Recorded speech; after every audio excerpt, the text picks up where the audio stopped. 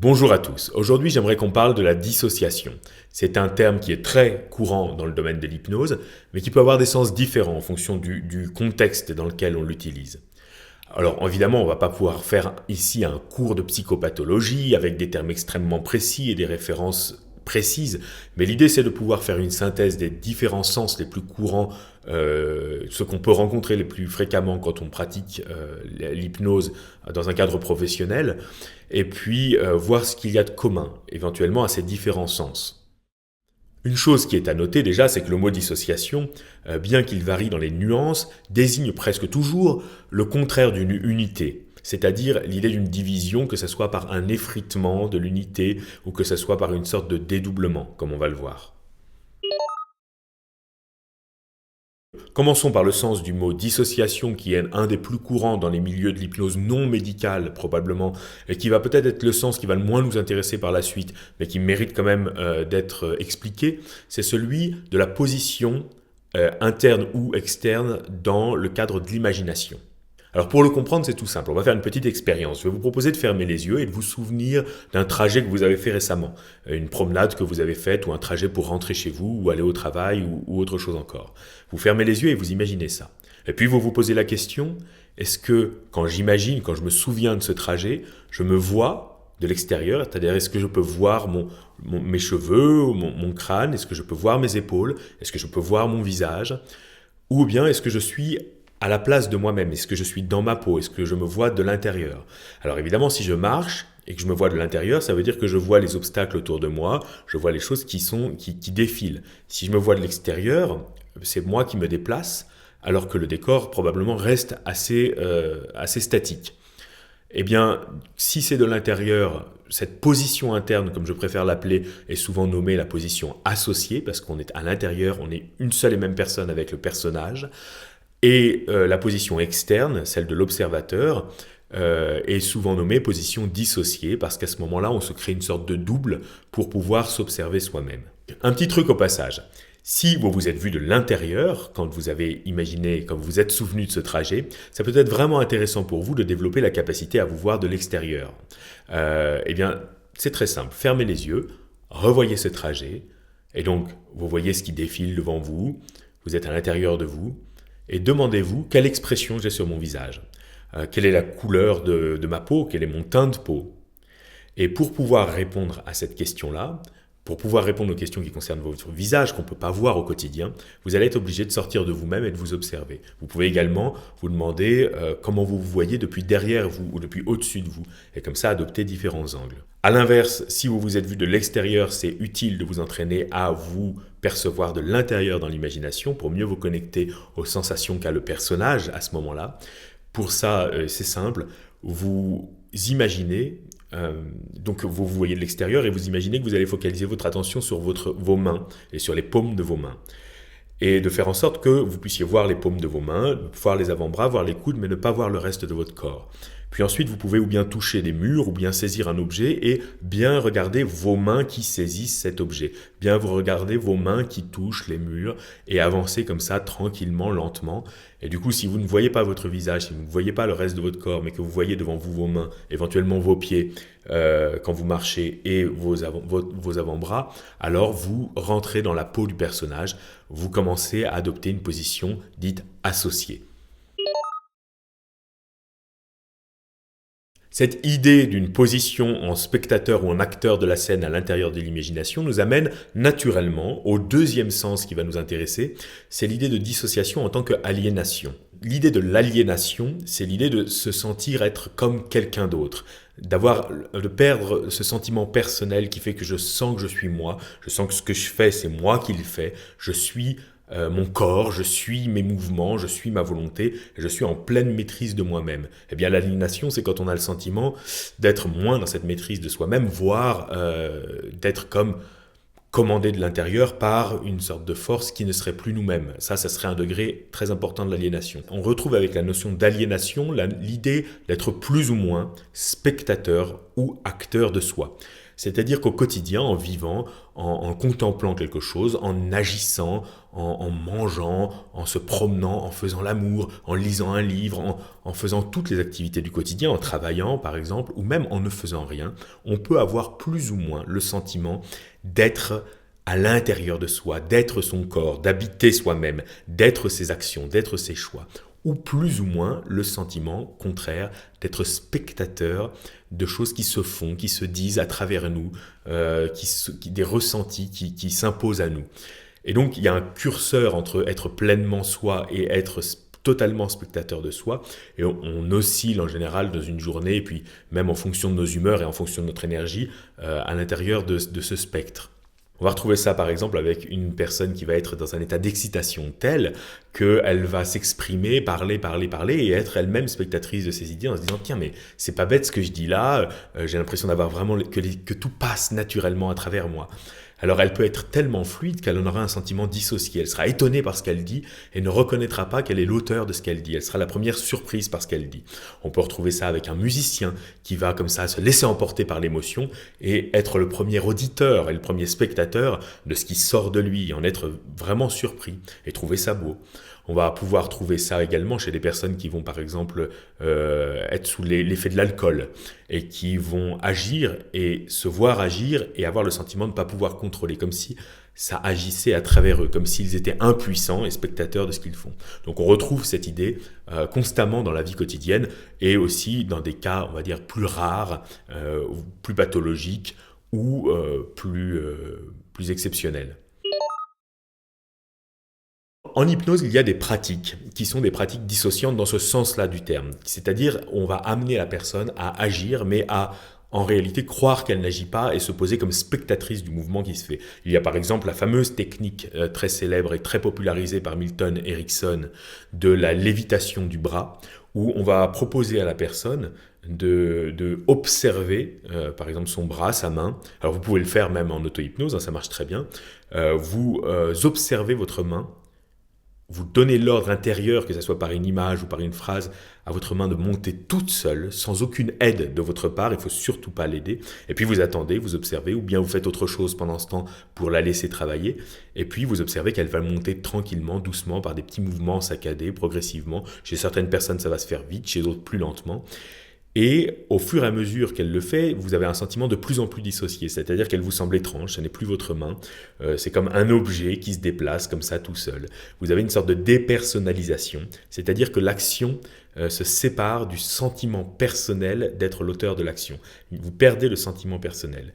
Et on va rentrer par là dans une forme d'hypnose qui sera une hypnose évidemment dissociative, qui va s'appuyer sur ce sentiment d'aliénation, sur ce sentiment de dépersonnalisation, sur cette dissociation dans ce sens-là du terme. Être spectateur d'une partie de soi ou de soi-même. Notons déjà quelque chose qu'on va retrouver finalement presque systématiquement. C'est qu'il y a plusieurs actions, par exemple si je fais un mouvement, le mouvement d'aller toucher ma tête, il y a plusieurs choses à l'intérieur de moi qui s'assemblent naturellement. La volonté de le faire, l'ordre donné aux muscles, les mouvements, la localisation de mon bras, la localisation de ma tête, la sensation, et avec ça, tout ça, avec le sentiment personnel d'être l'auteur de cet acte. Ce qu'on pourrait appeler le sentiment de libre arbitre.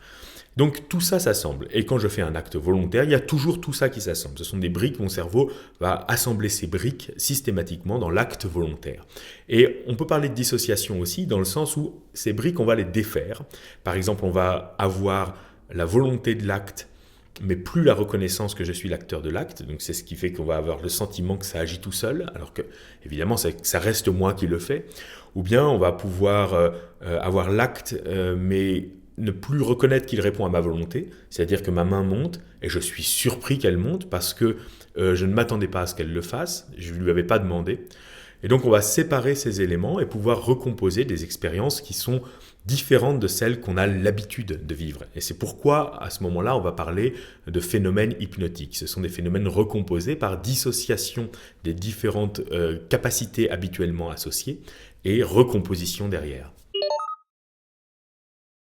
dans le même ordre d'idée, de dissociation au sens de dissociation entre le corps et le sentiment d'habiter son corps, c'est-à-dire déshabiter ou bien tout son corps ou bien une partie de son corps et se poser comme spectateur, on va retrouver des phénomènes comme par exemple l'anesthésie ou l'analgésie qui va être une perte de la douleur ou bien l'anesthésie qui va être une perte de la sensation.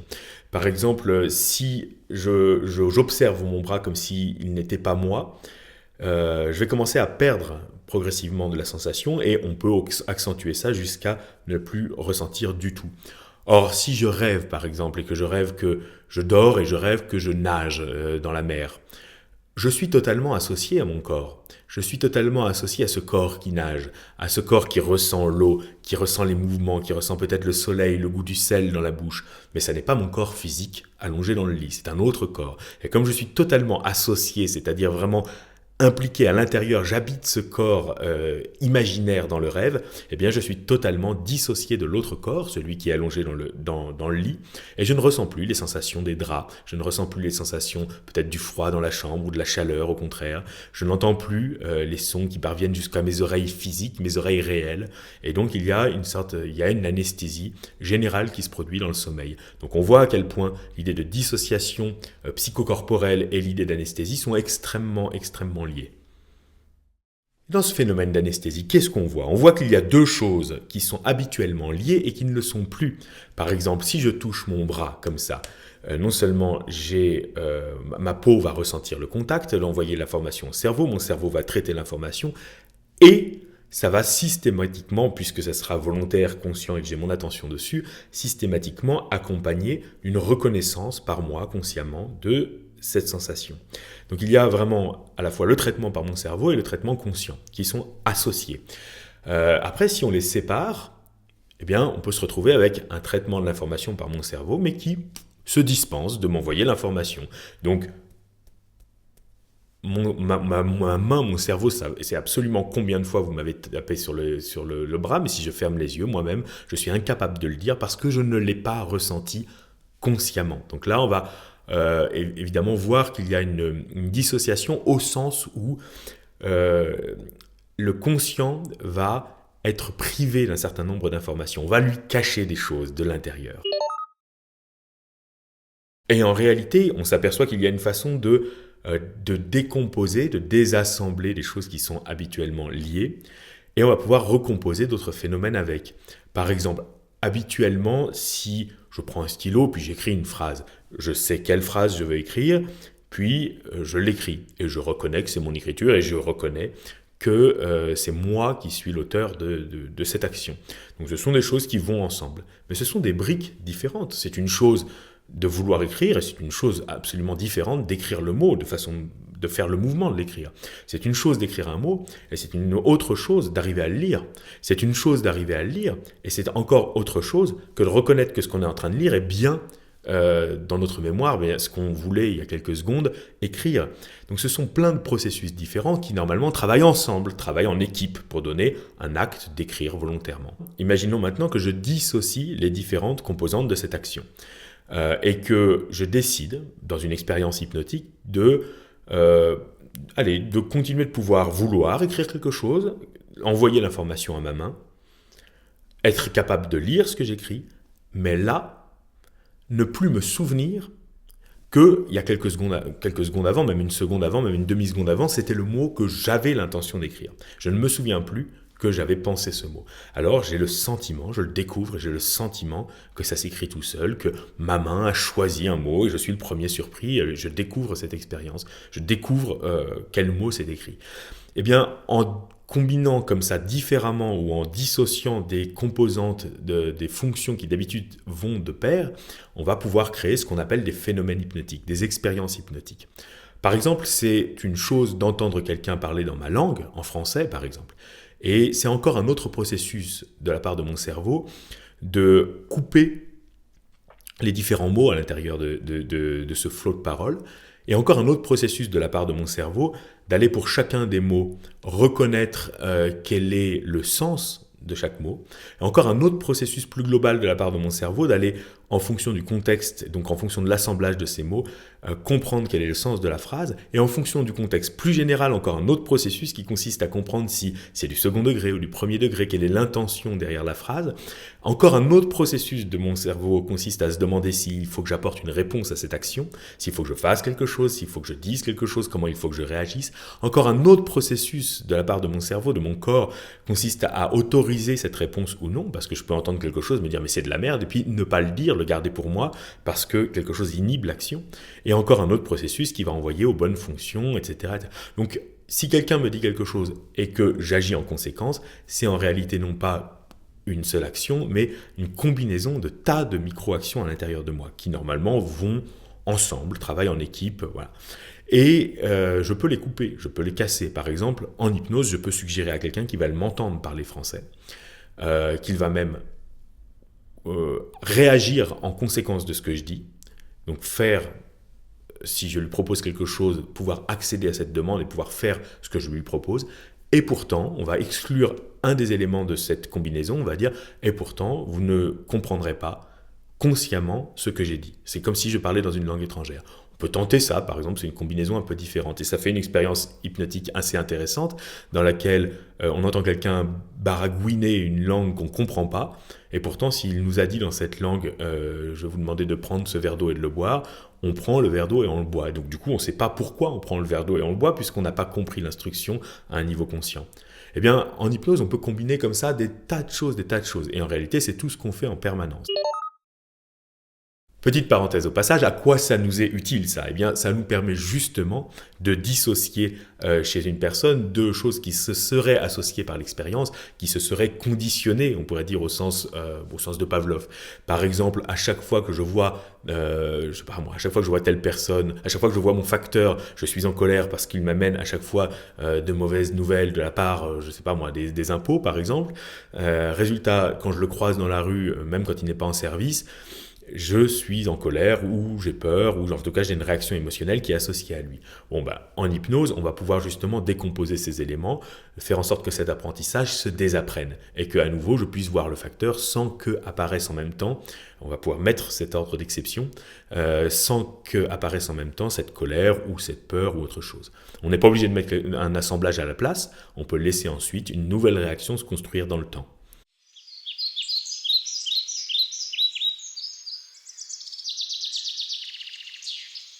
Là, j'ai pris l'exemple d'actions localisées. Par exemple, écrire un mot. Donc, on a vu qu'il y avait pas mal de choses qui se passent, en fait, quand on écrit un mot, ou quand on dit quelque chose, ou quand... Enfin, on peut prendre n'importe quelle action et voir qu'il y a en réalité plein de processus qui se combinent. Mais, tout simplement, à une échelle plus générale, se comporter, être là, devant vous, en train de faire ce que je fais, en train de bouger, en train de réfléchir, etc., c'est une combinaison extraordinaire de plein d'actions simultanées. Et c'est comme des petits points, imaginons, c'est comme des petits points, un tableau pointilliste. Il y a un petit point jaune, un petit point vert, un petit point bleu. Si je me rapproche à quelques centimètres de ce tableau pointilliste, je vois que des points. Et chacun des points ne représente rien en réalité. Je veux dire, il n'est pas une figure, il n'est pas une image. Mais si je m'éloigne, ces points vus ensemble dressent une image. Cette image n'existe pas. C'est-à-dire qu'elle est juste la combinaison, il suffit de s'approcher pour qu'elle nous échappe, et à la fois elle existe, puisque en s'éloignant, on la distingue très bien. Elle est composée de tous ces éléments. Eh bien, on peut dire d'une certaine manière que, par exemple, là vous me regardez, moi je suis Antoine, eh bien Antoine, c'est ça, c'est une image vue de loin, de plein de comportements, plein de choix, plein de micro-actions, plein de combinaisons, qui, agrégées entre elles, sculptent une image générale, évidemment, qui varie, mais qui varie pas radicalement d'un jour sur l'autre, justement. C'est ça, on va dire, le fait d'avoir une personnalité relativement stable, de ne pas avoir de troubles de la personnalité. Donc, on a une image globale, comme ça, qui est reconnaissable par les autres, mais reconnaissable par nous aussi. C'est-à-dire que chaque matin, je me lève, je me comporte et je réagis par rapport à la vie, et je me reconnais bien à travers cette façon de réagir. Je peux changer d'un jour sur l'autre, mais par petits bouts. Globalement, l'image reste la même. Eh bien, c'est encore un autre sens du mot dissociation qui désigne l'effritement de cet assemblage, de cet agrégat. Donc c'est pourquoi on parle de désagrégation. Et avant que le mot dissociation soit proposé, on employait le mot désagrégation, c'est-à-dire désassemblage des différents éléments de la personnalité.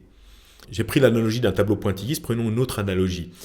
Imaginez que je sois, tel que vous me voyez là, en réalité une sculpture faite avec des petites briques de Lego. De toutes les couleurs et de différentes formes. Donc ma personnalité, ma personne, mon identité, c'est on va dire une sculpture générale faite avec ces petites briques de Lego. Et ces briques de Lego, ce sont des choses innées certes, mais aussi des apprentissages. Finalement, je les ai acquises durant tout un chemin de vie. Et aujourd'hui, la personne que vous voyez là est un certain assemblage de certaines briques. Et on peut dire qu'une dissociation consisterait à désassembler, à dissocier ces briques. Elles ne sont pas perdues, elles ne sont pas désintégrées au sens où elles ne sont pas effacées, elles sont pêle-mêle. Ça peut être une bonne chose parce que quand elles sont pêle-mêle, il y a un potentiel. C'est-à-dire qu'avec les mêmes briques, on pourrait construire une toute autre personne. Je pourrais être une toute autre personne. Et on pourrait même imaginer, on pourrait même aller jusqu'à dire que la nuit, quand je me couche et je m'endors, il y a une sorte de repos de cette sculpture. Repos qui passe par le fait de dissocier et mettre à plat sur le sol toutes ces petites briques qui constituent toute la journée la personne que je suis dans le théâtre social, on va dire, de la vie. Et chaque matin, se réveiller consiste à, tant bien que mal, en prenant le temps, resculpter à peu près le même personnage pour qu'il puisse revivre durant la journée. Et c'est ce que nous expliquait quelqu'un comme Pierre Janet au XIXe siècle, c'est que finalement la dépression, ce qu'on appelait la dépression, aujourd'hui on parle de dépression surtout dans le sens de la dépression mélancolique, mais à l'époque c'était un terme plus général, un coup de fatigue, même un fou rire est une dépression d'une certaine façon. La dépression et la fatigue psychologique peuvent être une façon d'avoir du mal, justement. Imaginez le matin, vous vous réveillez, mais vous vous réveillez que partiellement, donc vous fabriquez un peu la sculpture de celui que vous êtes, mais vous avez le sentiment d'avoir du mal à constituer pleinement la personne que vous êtes. Vous n'êtes pas en pleine possession de vos moyens, la sculpture est quand même pas très très bien définie, et certains troubles de la personnalité consistent à avoir une sculpture qui n'est vraiment pas totalement la même d'un jour sur l'autre, qui a du mal à avoir un repère et à reprendre, qui n'a pas vraiment de mémoire de forme. La créativité, cela dit, consiste à être capable justement de pouvoir recomposer à l'intérieur de soi des choses pour fabriquer des changements. Et en hypnose, c'est une chose très importante, parce que d'une certaine manière, amener quelqu'un en hypnose, c'est justement commencer à autoriser une certaine désagrégation. Il arrive avec sa personnalité et dit, voilà, dans ce que je suis, il y a quelque chose qui pose problème. J'aimerais réagir différemment, j'aimerais avoir telle émotion autre, j'aimerais me comporter autrement, j'aimerais être plus sensible, j'aimerais être moins sensible, j'aimerais arrêter de fumer, j'aimerais perdre du poids. Mais disons qu'il y a une pièce dans cette sculpture de Lego qui est un apprentissage, qui est par exemple mon trouble alimentaire. Et c'est au milieu de la sculpture. Et il va falloir quelque part enlever les pièces jusqu'à ce niveau-là pour changer la pièce déficiente ou en mettre une autre à la place, puis pour reconstruire la sculpture. Ce qui fait que la personne ne change pas radicalement de personnalité, elle est toujours à peu près la même, mais à un détail près, quand elle se réveille. Eh bien, l'hypnose consiste justement à gagner cette souplesse, donc consiste en effet à dissocier. C'est pourquoi on dit qu'en hypnose, toute hypnose est une forme de dissociation, et c'est pourquoi il est important de préciser que le réveil, la phase de réveil, qui ne consiste pas simplement à dire maintenant vous vous réveillez, et puis vous reprenez votre voiture, et puis voilà. Non, c'est l'induction réelle d'un état, ça peut prendre beaucoup de temps d'ailleurs. C'est-à-dire que plus on a défait cette sculpture pour pouvoir aller chercher quelque chose vraiment au fond et changer une pièce au fond, plus il faut la reconstruire derrière. Si on a juste enlevé une petite truc en surface pour faire un petit changement mineur, ça va assez vite. Donc plus l'hypnose a été approfondie, plus la dissociation a été approfondie pour pouvoir gagner en potentiel de changement et créer un changement profond, plus le réveil, ça s'appelle une réassociation. Consiste à se réassocier, à reconstruire cette sculpture pour pouvoir revivre dans la vie quotidienne. Ce qu'on vient de voir globalement, cette idée de désagrégation, avec la métaphore du jeu de Lego par exemple, c'est que l'enjeu évidemment de l'association, c'est en fait ce qu'on pourrait dire être associé, c'est avoir une bonne synthèse, que toutes les fonctions s'entendent entre elles et travaillent en équipe de telle sorte que les membres de cette équipe ne se font plus, ne s'individualisent plus. On parle de l'équipe. Antoine, par exemple, moi, eh bien c'est une équipe. Et en réalité, c'est plein de membres de cette équipe qui travaillent ensemble, mais qui se font oublier au profit d'un nom d'équipe, C'est une association, dans tous les sens du terme d'ailleurs. Et puis, donc, la dissociation serait cette désagrégation quand cette synthèse n'est plus optimale, soit parce que c'est volontaire, soit parce que, à force de rester, parce que pour la maintenir, en réalité, il faut de l'énergie. Donc pour la maintenir du matin au soir, il faut de l'énergie. À force de rester bien associé, de rester bien dans une unité comme ça, bien saine en réalité, eh bien, il y a des moments de fatigue ou des moments de repos où qu'on va s'autoriser à être moins, à faire preuve de moins d'unité, moins de personnalité. Et bien sûr, c'est pathologique quand on le subit, c'est-à-dire quand on fait preuve de moins d'unité, quand on fait preuve de moins de solidité dans la personnalité, de moins d'agrégation, de moins d'association, alors que dans la situation, eh bien, ça requiert, pour qu'on ait un comportement adapté, qu'on soit parfaitement adapté. C'est là que c'est pathologique. C'est pas du tout pathologique d'être dissocié, si c'est la nuit par exemple, ou au contraire c'est même très bon.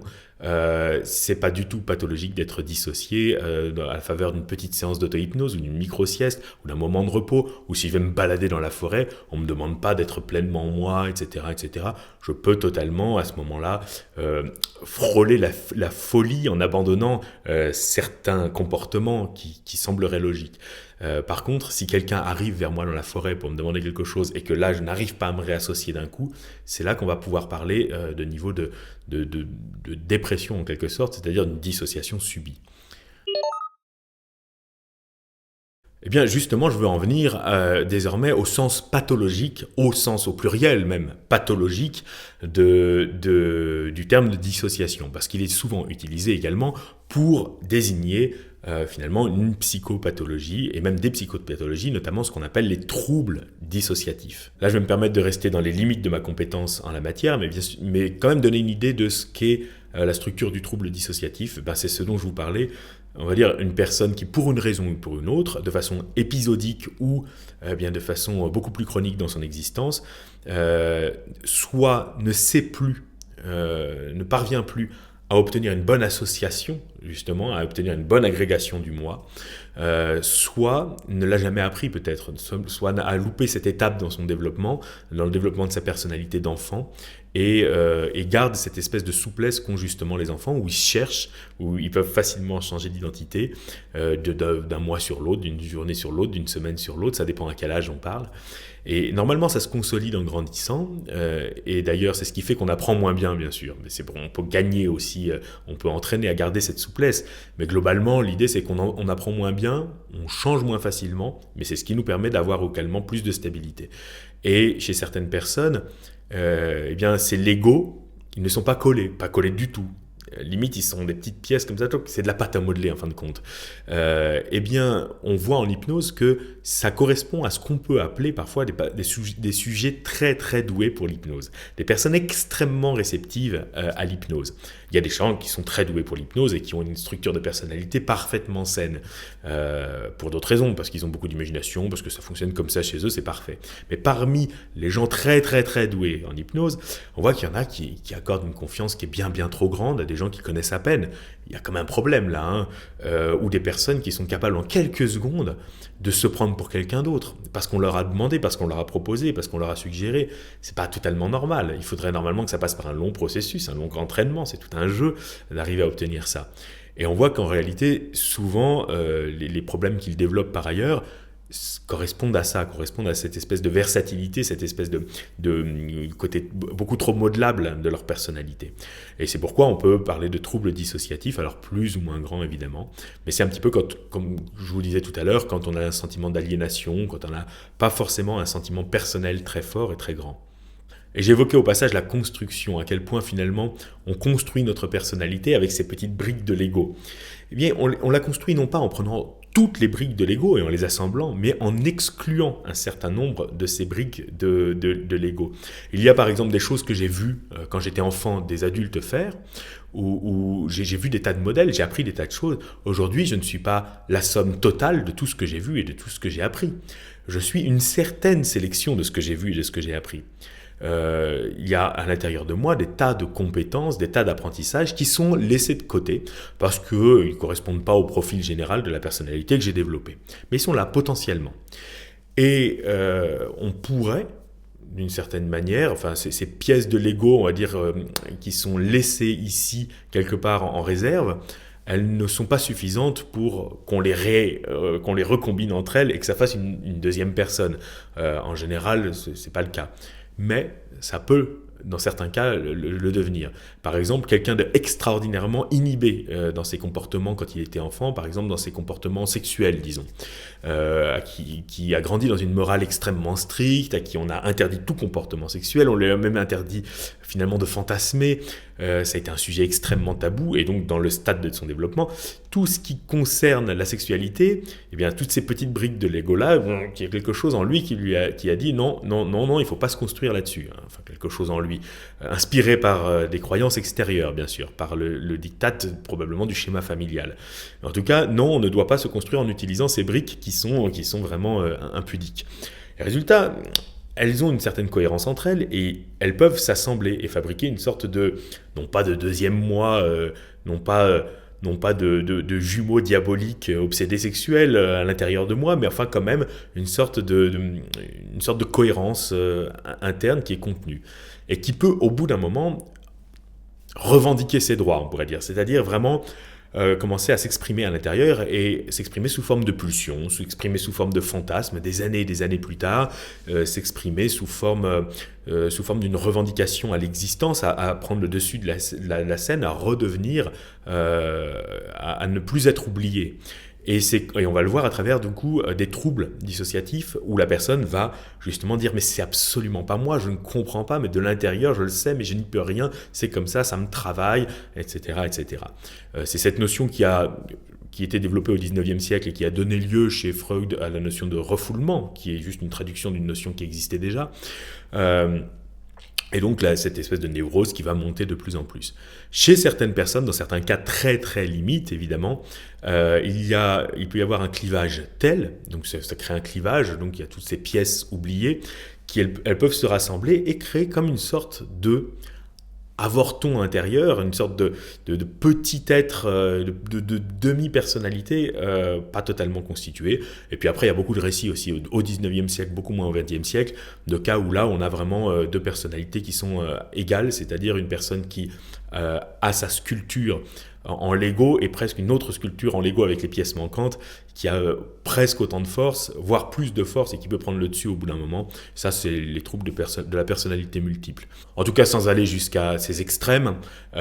Donc, on peut parler à ce moment-là, quand ce sont plus juste des petites choses, des petites miettes de fonctions qui sont comme ça exclues, mais qu'elles commencent à se constituer en elles, on peut parler de parties. Et c'est là que interviennent les thérapies basées sur la mise en scène des parties ou le fait de communiquer avec les parties, dont l'hypnothérapie qui est très très basée là-dessus en fin de compte. On peut très facilement avec l'hypnose obtenir des moyens de communiquer avec telle ou telle partie intérieure qui n'est pas par exemple Antoine mais qui est l'agrégat parallèle de je sais pas, toutes mes névroses par rapport à tel ou tel thème par exemple.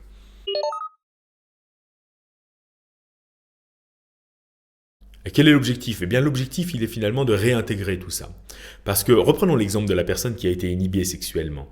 Le risque est évidemment que si cette partie d'elle extrêmement sexuelle qui a continué de se constituer de manière totalement refoulée dans l'ombre, si elle devient trop puissante, elle peut la submerger et fabriquer des crises, de véritables crises incontrôlables.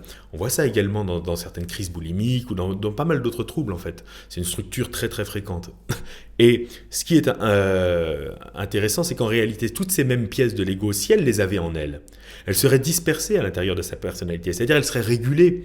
Elle ne serait pas, cette personne ne serait pas soumise à l'empire d'une sexualité débordante et incontrôlable, pas du tout. Il y aurait telle pulsion, certes, mais il y aurait telle contre-pulsion. Ce sont des forces, des contre-forces, ce qu'on appelle des compensations, qui permettent un équilibre et qui permettent d'avoir une personne qui a une sexualité parfaitement équilibrée. Donc à l'intérieur de l'unité, normalement, de l'unité de l'adulte, normalement, il y a un équilibre qui se crée. L'objectif, l'enjeu, il va être, pour pouvoir se débarrasser de cette dissociation et ne plus la subir, il va être d'une certaine façon de réassocier ces éléments-là, de se les réapproprier, de pouvoir finalement, c'est-à-dire que pendant toute l'enfance, la personne ne s'était pas construite là-dessus, donc quelque part, elle a fait l'impasse sur ces étapes incontournables de son développement. Eh bien, il n'est jamais trop tard, même des décennies après, on va reprendre ce dossier qui n'avait pas été traité, l'ouvrir et puis simplement le traiter, l'intégrer. Ça peut prendre un certain temps, mais en tout cas, voilà, l'idée, c'est qu'à la fin, toutes ces pièces lui appartiennent, et donc la personne est plus grande, elle est moins diminuée, il y a moins de partitions à l'intérieur d'elle, il y a moins de parties, il y a plus d'unités. Et quand il y a plus d'unités, elle a un sentiment personnel plus grand, le sentiment de mieux habiter son corps et d'être beaucoup, beaucoup plus au présent.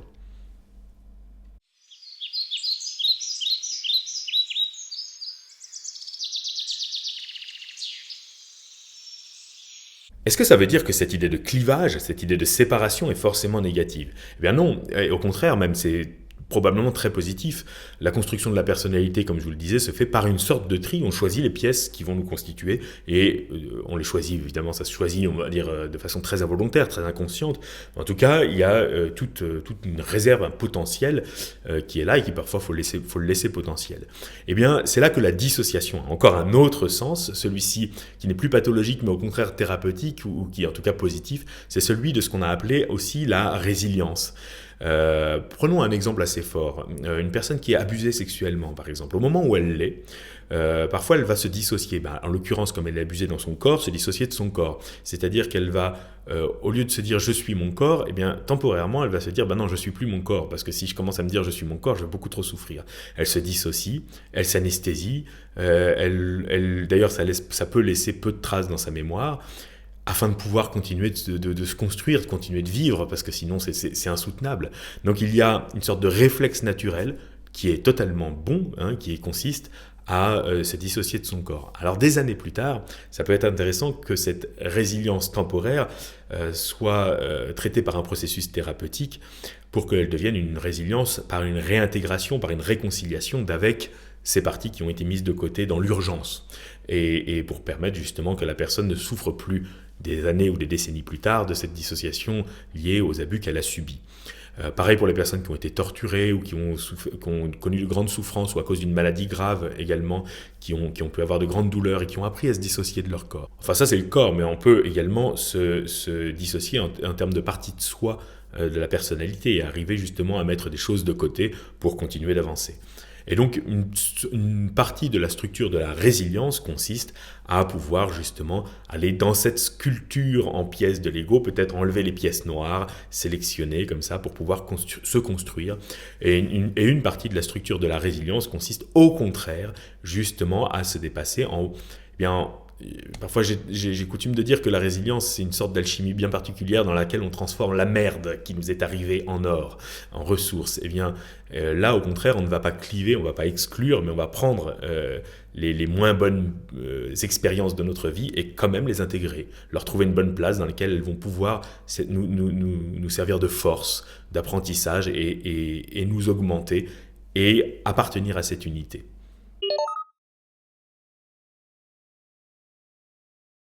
Je suis désolé, j'exprime les choses très spontanément, donc un peu en vrac, et pour structurer, je reviens dessus au fur et à mesure. Donc tout à l'heure, j'ai évoqué l'utilité que ça pouvait avoir en hypnose de aller chercher justement cette désagrégation, d'aller chercher cette décomposition des différents éléments qui composent le moi. Eh bien pourquoi est-ce qu'on vise la dissociation en hypnose? Eh bien, on ne le vise pas avec des petits-enfants, par exemple, parce que justement, eux-mêmes, ils sont assez dissociés. Les pièces de leur Lego ne sont pas encore extrêmement solidement composées selon une sculpture qui va rester à peu près la même ou peut changer durant toute la vie. Ils sont au contraire, voilà, les pièces se recomposent, se décomposent, il y a encore beaucoup de souplesse à ce niveau-là. Et précisément, il ne faut pas forcément les soumettre à une dissociation trop fréquente. L'hypnose doit être gérée avec beaucoup de précaution chez les enfants, parce que toute leur existence, jour après jour, consiste à se trouver, à construire quelque chose de solide. Donc il ne faudrait pas faire un effort, un contre-effort, quelque chose de contre-productif pour eux. Cela dit, ça peut être quand même, l'hypnose est très bénéfique pour les enfants tout de même. Chez les personnes qui ont de grands troubles, les personnes adultes qui ont de grands troubles de la dissociation et qui justement, on peut justement, un peu comme des enfants, on peut cet agrégat solide. Là encore, en hypnose, finalement, on ne passe pas par une induction de l'hypnose, c'est-à-dire qu'on va directement pouvoir faire des suggestions et on va plutôt travailler avec eux à construire cette solidité, justement. Chez des personnes qui, sans avoir une condition pathologique, sont d'excellents sujets à l'hypnose, là encore, on ne va pas forcément viser la dissociation. Ce qui va être intéressant en hypnose, c'est de viser la dissociation pour des personnes qui sont trop associées. On ne peut pas faire de changement chez eux dans leur état normal parce que la sculpture, les pièces du Lego sont collées à la glu. Il y a un truc au milieu, il faut qu'on change l'assemblage, mais là, on peut rien faire parce que c'est vraiment collé à la glu. Et là, on va passer par un processus d'entraînement à l'hypnose. Là, ça peut prendre du temps, ça peut prendre 5 minutes, 10 minutes, un quart d'heure avant que la personne commence à un petit peu découvrir une hypnose légèrement dissociée. Ça peut prendre une séance entière, ça peut prendre des heures, ça peut prendre plusieurs séances, mais ça vaut le coup d'y passer le temps. Parce que ça vaut le coup d'attendre, ça vaut le coup de bien travailler à ça avant d'y faire quelque changement que ce soit. Le changement à faire est souvent minime, mais par contre la préparation pour que la personne puisse justement retrouver cette souplesse, retrouver ce potentiel et cette capacité de changement, c'est ça qui est justement le travail de l'hypnose. Il existe des formes d'hypnose qui sont peu dissociantes. Et c'est important quand on pratique l'hypnose de savoir à quel moment est-ce qu'on utilise des techniques ou des suggestions qui sont très fortement dissociantes et des techniques et des suggestions qui sont peu, voire pas dissociantes ou qui sont associantes au contraire. Et il y a beaucoup de mouvements même d'hypnose qui se basent sur une hypnose uniquement associante et d'autres uniquement dissociantes. Et en réalité, ce sont deux outils qu'il faut maîtriser et l'un et l'autre pour pouvoir s'adapter à la personne et à son cas. Or, on va privilégier une hypnose souvent plus qui passe par la dissociation quand on voit qu'il y en a déjà une petite. Parce que, reprenons par exemple, l'exemple de la personne qui a refoulé des pulsions sexuelles durant toute son enfance. Et donc, il y a quelque part là, ce n'est pas elle, ce n'est pas dans sa personnalité principale, mais quelque part enfouie en elle, une partie d'elle qui est vraiment très, très sexuelle au contraire, et qui ressurgit par des pulsions et des fantasmes que la personne ne reconnaît pas, puisqu'elle se dit c'est pas moi, vraiment, je n'aime pas ça, ça ne me ressemble pas. Et pourtant, c'est bien à l'intérieur d'elle. Que faire? L'idée, c'est de passer par une dissociation, c'est-à-dire de s'adresser même. On fait comme si c'était une personne, on va s'adresser à cette partie-là, éventuellement même la constituer, et puis on va pouvoir justement négocier avec elle, on va pouvoir voir comment, à quel rythme on va pouvoir la réintégrer au reste. Et là, il faut bel et bien assumer et passer par une hypnose dissociative où on va passer par exemple par ce qu'on appelle le signaling ou l'écriture automatique ou d'autres formes comme ça où on aura finalement deux interlocuteurs en face de nous. C'est une métaphore, c'est une boîte de jeu où on crée des rôles, puis évidemment à la fin de la séance on restitue l'unité au maximum. Mais en tout cas, durant ce jeu qu'est l'hypnose, ce jeu de rôle, on va pouvoir avoir non seulement la personne qui vient nous consulter, mais également d'autres interlocuteurs intérieurs afin de pouvoir justement les réconcilier et rétablir l'unité à la fin. Il faut considérer que pour cette personne qui a cette espèce d'agrégat, si ça n'est qu'une poudre de choses qui sont triées, qu'on a tous, donc je vous ai dit, moi par exemple je me construis en laissant de côté des apprentissages et des choses mais qui sont des poudres comme ça, qui sont des poussières, disait Pierre Janet, qui donc n'ont pas de logique entre elles et donc ne vont pas réussir à se rassembler pour former une sorte de syndicat intérieur et se mutiner d'une certaine manière. Simplement pour la personne qui a vraiment, de manière très systématique, exclu d'elle-même des choses qui ont un thème vraiment en commun, ces choses-là peuvent s'assembler et quelque part fomenter une mutinerie intérieure. Et ce processus interne, donc comme je vous le disais, qui peut passer par des fantasmes, des pulsions, etc., il peut également se faire juste en souterrain, avoir une activité intérieure qu'on n'identifie pas forcément à un niveau conscient, une activité intérieure permanente et qui bouffe de la mémoire vive d'une certaine manière. C'est-à-dire que imaginons, moi je suis là, je suis en train de vous parler, j'essaye de concentrer mon esprit, j'essaye de concentrer mon imagination, j'essaye de concentrer ma mémoire, j'essaye d'être vraiment là avec vous et de donner le meilleur de moi-même, mais pendant ce temps-là, à l'intérieur de moi, des tâches souterraines sont processées, se font en permanence, qui font que finalement ma personnalité première rame, j'ai du mal à trouver mes mots, j'ai du mal à me concentrer et je suis pas en pleine possession de mes moyens. Il y a une sorte de division qui fait que je suis pas en pleine possession de mes moyens. Et ça aboutit à ce dont on parlait tout à l'heure, à un sentiment de dépersonnalisation. Le sentiment d'être pas vraiment complètement dans son corps, par exemple. On va le voir chez des gens qui parlent comme ça, en bougeant très très peu. Et on voit qu'ils n'habitent pas leur corps. Et souvent, bon, c'est à vérifier, mais souvent, au cas par cas, il faut vérifier ça, mais souvent, on va voir qu'il y a peut-être un petit trouble dissociatif chez ces personnes-là. Encore, on peut le voir chez des personnes qui vont être travaillées de l'intérieur par une peur très grande. Ils savent même plus une peur de quoi, finalement, c'est un petit enfant probablement à l'intérieur d'eux qui a peur d'être abandonné ou que sais-je, mais en permanence. Et donc, ça constitue une sorte d'angoisse comme ça, mais il y a une fuite d'énergie. Et cette fuite d'énergie se ressent par le fait que le matin, en se levant, ils sont que la moitié d'eux-mêmes. Et puis toute la journée, que la moitié d'eux-mêmes. Et puis le soir, la moitié d'eux-mêmes. Et tout est difficile. Tout est plus compliqué, les interactions sociales en particulier. Tout ce qui est les tâches d'innovation, les tâches de créativité sont plus difficiles. Mais tout commence à devenir plus difficile. Ça crée une espèce d'état de sous-pression, de sous-force psychologique assez permanent. Et donc c'est très important de pouvoir justement aller explorer ces tâches souterraines pour récupérer de la mémoire vive pour que la personne puisse à nouveau finalement se réveiller pour la première fois. Et c'est ce qui a fait dire, ce sont ces cas-là qui ont fait dire à certains, qui ont peut-être généralisé à tort, mais en tout cas c'était une idée intéressante, qu'en réalité en hypnose, on n'hypnotise pas les gens, on les déshypnotise, on les réveille, puisqu'ils sont dans une forme de transe, habités déjà par des parties, et qu'en réalité, nous, notre travail, c'est justement de les réveiller, de restituer de l'unité et de les sortir de cette transe.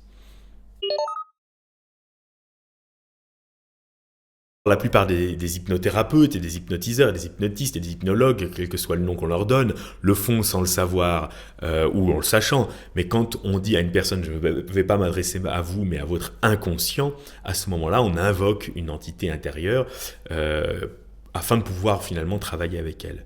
Mais on entend bien dans le discours des gens eux-mêmes qu'ils vont souvent nous parler de ça. Ils vont nous dire « je sais que ». Par exemple, je sais que je ne devrais pas manger ça, et pourtant c'est plus fort que moi. De l'intérieur, évidemment, je subis ça de l'intérieur. Il y a quelque chose en moi qui veut manger, qui ne me laissera pas tranquille tant que ça ne sera pas fait, et qui aboutira à sa fin, qui ira jusqu'à sa fin. À tel point qu'on peut avoir des gens qui vont même jusqu'à développer la boulimie somnambulique, c'est-à-dire qu'ils se réveillent la nuit, ils vont jusqu'au frigo, ils mangent des tas de choses, etc., ils retournent au lit, le lendemain matin ils s'en souviennent pas, évidemment ils voient bien qu'ils ont vidé le frigo, et parce qu'une partie d'elle, c'est pas vraiment elle, une partie d'elle a décidé de manger, ils arrivent à se contenir durant toute la journée, comme ils arrivent à se contenir durant toute la journée, cette partie, elle attend le moment où on baisse la garde, la nuit, pour pouvoir accomplir ce qu'elle a décidé, son idée fixe qui l'obsède de l'intérieur. Parce qu'on voit que ces agrégats parallèles, ils n'ont pas une vision globale. Par exemple, si on peut reprendre le cas de la personne qui a refoulé la sexualité tout le temps, cette espèce de composite n'est pas une personnalité, n'a pas la puissance de calcul et la vision globale, n'a pas tous les éléments pour comprendre ce qu'est la sexualité, comment elle doit s'insérer, comment elle doit s'inhiber et s'exprimer dans la société, etc. C'est juste une partie qui est quelque part obsédée par la sexualité, qui aura une idée fixe. C'est celle-ci. Et pareil, si à l'intérieur de moi, il y a une partie de moi qui est à l'idée fixe de manger, ou l'idée fixe d'être aimé, ou l'idée fixe de... je peux moi-même avoir un trouble alimentaire qui n'est pas dissociatif, c'est-à-dire moi-même j'ai un souci avec mon alimentation, ou je peux aussi avoir un trouble alimentaire d'ordre dissociatif, c'est-à-dire qu'à l'intérieur de moi, quelque chose de pulsionnel, beaucoup plus fort que moi, me pousse à, et qui n'est pas vraiment moi en fin de compte, et qui me met dans des états de transe. C'est ça qui est vraiment remarquable. Or, avec les personnes qui sont dans ce cas-là, la pire des choses à faire, c'est de dire c'est ta faute, ou de leur dire voilà ce que tu devrais faire, ou de leur dire mais fais un effort, quoi. Mais ils le savent bien, s'ils avaient un bouton sur lequel appuyer pour dire j'arrête de manger, ou j'arrête d'avoir ces pulsions, ou j'arrête ceci, ou j'arrête cela, ils l'auraient fait depuis longtemps. On voit bien que c'est quelque chose qu'ils subissent. Et la meilleure chose à faire, c'est de reconnaître avec eux que ce n'est pas vraiment eux, c'est à l'intérieur d'eux, et qu'il y a cette structure dissociative qu'ils le subissent de l'intérieur. À partir de ce moment-là, ils se disent ok, cette personne me comprend, cette personne ne va pas me faire la morale, ne va pas m'expliquer comment moi je dois agir, mais elle va m'aider à aller connecter cette partie de moi, elle va m'aider à faire un travail, en tout cas on parle le même langage.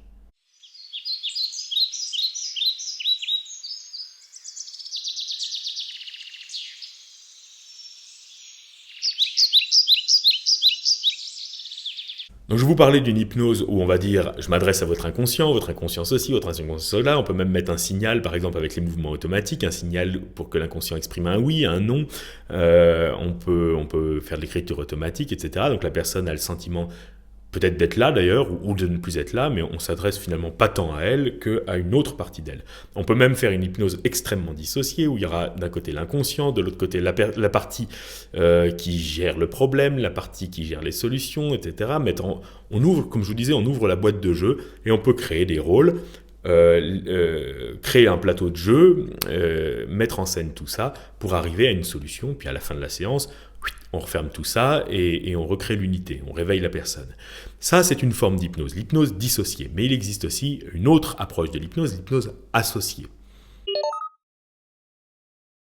On peut parler d'hypnose associée, mais en réalité, c'est plus ambigu que ça. C'est l'hypnose non dissociée. C'est une hypnose qui ne cherche pas la dissociation à travers l'invocation des parties, en disant votre inconscient, ceci, cela. Il y a des techniques donc d'hypnose qui ne passent pas par ça, notamment celles qui sont basées sur l'imagination mais en associé, des tas de techniques qui sont basées sur le questionnement mais qui ne suggèrent pas la dissociation. Donc on ne recherche pas ce clivage. Je dis non dissocié, je dis qu'elle ne recherche pas parce que, mine de rien, il se crée souvent quand même une forme de dissociation. Mais une forme de dissociation qui va moins passer par cette idée de jeu de rôle, qui va plus passer par donc l'idée de gagner de la souplesse, d'enlever la glu entre les éléments du Lego, pour que la personne, tout en ayant le sentiment d'être elle-même à tout moment, et de ne pas perdre le contrôle du tout, en fait, de ne pas du tout être dépossédée d'elle-même, elle va quand même gagner en souplesse, et elle va pouvoir elle-même, tout en se considérant comme elle-même, rentrer dans un état totalement second, faire des trips incroyables, ou faire des expériences géniales, en associé, de l'intérieur, et découvrir la capacité qu'elle a à changer certaines parties de la sculpture de Lego, puisque maintenant on a fait fondre cette glu qui tenait les pièces solidement ancrées entre elles. Et j'en parlais tout à l'heure et j'aimerais terminer là-dessus puisque c'est assez naturel, une hypnose associante pour le coup, qui n'est pas seulement ne recherche pas la dissociation, mais qui recherche l'association. Hein, elle est similaire à la procédure de réveil, mais ça peut être une séance entière, ça peut même être des séances et tout un suivi thérapeutique qui a pour but non pas de mettre la personne dans l'hypnose au sens où on l'entend habituellement, mais plutôt au contraire de recréer l'unité, de consolider sa personnalité, et ça c'est très très important. Quand on a quelqu'un qui est fortement dissocié, quelqu'un qui réagit au quart de tour au phénomène hypnotique, alors certaines personnes vont faire des vidéos avec ces personnes-là et les mettre sur YouTube et puis se valoriser en disant vous avez vu quel hypnotiseur je suis, cette personne, je lui fais halluciner des choses, etc. Alors que le talent n'est pas du tout du côté de l'hypnotiseur. Il s'agit d'une personne qui peut-être même a une fragilité à ce niveau-là et avec qui on joue à ses dépens. Donc évidemment, c'est très très déconseillé. Au contraire, avec ces personnes-là, il y a une méthode, il y a des méthodes, il y a des outils qui permettent de les accompagner, ou bien ponctuellement, ou bien dans la durée, pour leur faire retrouver cette unité, pour qu'ils soient moins capables de phénomènes hypnotiques au quotidien, moins capables de les subir, qu'ils puissent encore les vivre, mais à condition qu'on montre patte blanche, à condition d'un long processus d'induction qui peut prendre quelques minutes, mais en tout cas pas de manière extrêmement spontanée. Et ainsi, comme ça, chaque soir pouvoir s'endormir, mais chaque matin pouvoir se réveiller en ne reconstruisant pas sa personnalité de zéro ou d'un autre point, en continuant un travail de construction petit à petit qui permette finalement de s'épanouir et d'être de mieux en mieux dans sa vie au quotidien.